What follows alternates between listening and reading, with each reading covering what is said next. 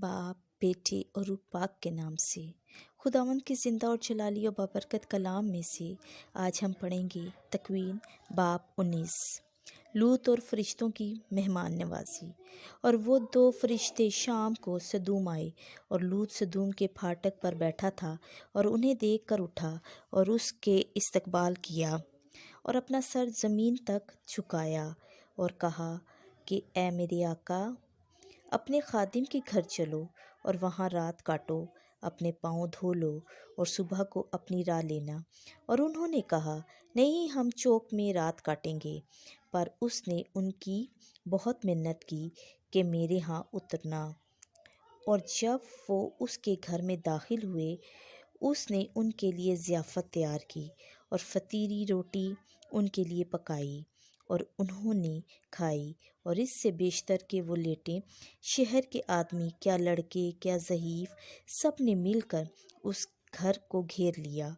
और उन्होंने लूत को बुलाकर उससे कहा कि वो मर्द जो आज की रात तेरे यहाँ उतरे हैं कहाँ हैं, उन्हें बाहर ला ताकि हम उनसे सोहबत करें। लूत उनके पास बाहर गया और दरवाज़े अपने पीछे बंद किया और कहा, ए मेरे भाइयों, ऐसी शरारत तो ना करो। देखो, मेरी दो बेटियां हैं जो अब तक मर्द से नावाकिफ़ हैं।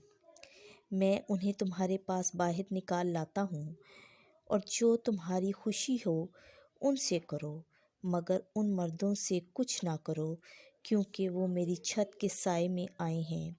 मगर उन्होंने कहा, चल परे हट। और फिर कहा कि ये शख्स यहाँ से गुजरान करने आया और हम पर हुक्म चलाता है, लिहाजा हम तेरे साथ उनसे ज़्यादा बदसलूकी करेंगे। और वो लूत पर सख्ती से हमलावर हुए और दरवाज़ा तोड़कर खोलने को थे।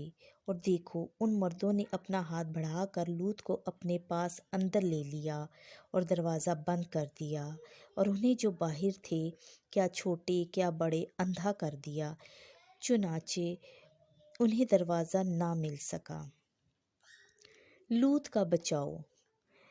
तब उन्होंने लूत से कहा, क्या यहाँ तेरा और कोई है? दामाद और बेटे और बेटियाँ और सब जो तेरे हैं, उन्हें इस शहर से बाहर ले चल, क्योंकि हम इस मकाम को फना करेंगे, क्योंकि उनका शोर खुदावंद के हजूर बुलंद हुआ, जिसने हमें उसके फना करने को भेजा है। तब लूत बाहर गया और अपने दामादों से जो उसकी बेटियां ब्याहने को थे बोला और उनसे कहा, उठो, इस मकाम से निकलो, क्योंकि खुदावंद इस शहर को फना करेगा। लेकिन वो उसकी नज़र में हंसी करता हुआ मालूम हुआ। और जब सुबह हुई, फरिश्तों ने लूत से ताकीद करके कहा, उठ, अपनी बीवी और अपनी दोनों बेटियों को जो यहाँ हैं ले, ऐसा न हो कि तू भी इस शहर के कसूर के बायस हलाक हो जाए। और जब वो देर कर रहा था, उन्होंने उसका और उसकी बीवी का और उसकी दोनों बेटियों का हाथ पकड़ा, क्योंकि खुदावंद उस पर मेहरबान हुआ और उसे निकालकर शहर के बाहर कर दिया। जब उसे निकालकर शहर से बाहर पहुंचा दिया, तो उससे कहा, अपनी जान बचा, पीछे मत देख और उस सारे मैदान में कहीं मत ठहर। पहाड़ों पर अपने आप को बचा, ताना हो कि तू भी हलाक हो जाए।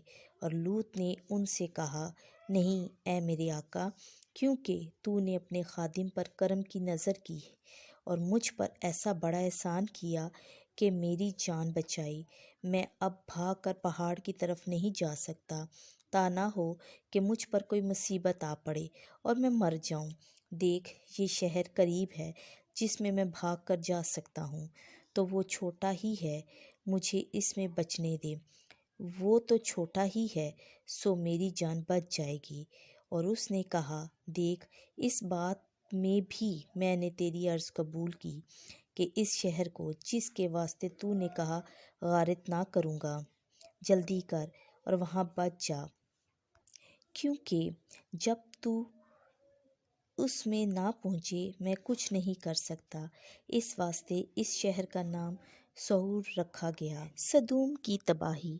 اور جب سورج زمین پر طلوع ہوا اور لوط سور میں داخل ہوا، اور خداوند نے سدوم اور عمورہ پر خداوند کی طرف سے گندک اور آگ آسمان سے برسائی، اور اس نے ان شہروں کو اور سارے کرب و جوار کو اور ان شہروں کے سب رہنے والوں کو اور سب کچھ جو زمین سے اگتا ہے نیست کیا۔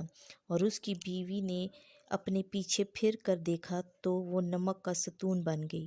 اور ابراہیم فجر کو سویرے اٹھا اور اس جگہ سے جہاں وہ خداوند کے حضور کھڑا تھا، اس نے سدوم اور عمورہ اور اس تمام زمین کے میدان کی طرف نظر کی، اور دیکھا کہ زمین پر سے دھواں بھٹی کے دھوئیں سا اٹھ رہا ہے۔ اور جب خداوند نے اس میدان کے شہروں کو نیست کیا تو خدا نے ابراہیم کو یاد کر کے لوط کو اس شہر کی غارت سے بچایا جہاں وہ رہتا تھا۔ اور لوط سور سے نکل کر پہاڑ پر جا رہا، اور ان کی دونوں بیٹیاں اس کے ساتھ تھیں، کیونکہ سور میں رہنے سے وہ ڈرتا تھا، اور وہ اور اس کی دونوں بیٹیاں ایک غار میں رہنے لگے۔ اور بڑی نے چھوٹی سے کہا کہ ہمارا باپ بوڑھا ہے اور زمین پر کوئی مرد نہیں رہا جو تمام جہان کے دستور کے موافق ہمارے پاس اندر آئے۔ آؤ ہم اسے میں پلائیں اور اس سے ہم بستر ہوں اور اپنے باپ کی نسل باقی رکھیں۔ اور انہوں نے اسی رات اپنے باپ کو میں پلائی، اور بڑی اندر گئی اور اپنے باپ سے ہم بستر ہوئی، پر اس نے نہ جانا کہ وہ کب لیٹی اور کب اٹھ کر چلی گئی۔